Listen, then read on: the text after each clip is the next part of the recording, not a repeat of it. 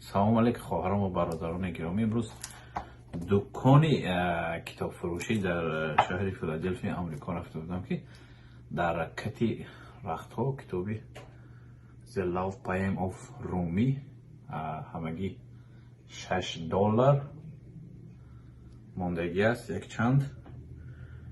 بعد حیران شدم، گفتم که شاید یکان آمریکایی عاشق جلال الدین رومی شاعری محبوبی ما باشد. گفتم نگاه کردم که نادر خلیلی بود است. نادر خلیلی ایرانیه که در اینجا ترجمه حالش دیدم. نادر خلیلی از کالیفرنیا بود است. تخصصش ارکیتکتور.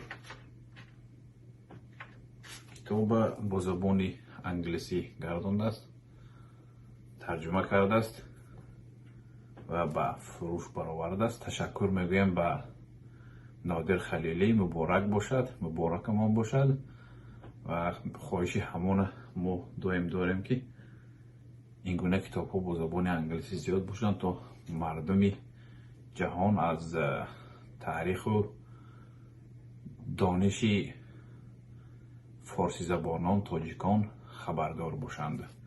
و در همین مورد یک شعر جلال الدین رومی به خاطرم اومد. در مکتب میونه از خود کرده بودم. دست بر سوراخ بری از زهر مار اندیشه کن، پای بر گل می نهی از زخم خار اندیشه کن. چون شناور نیستی پای بر لبی دریا منه، در میانش غرق مانی از کنار اندیشه کن. چون همیشه هر کاری که میکنیم باید پیش از کار کردن اندیشه کنیم. برای ما یک دستوری خوب شد امروز در رخت کتابی ما علاوه می شود. باشد که باشه.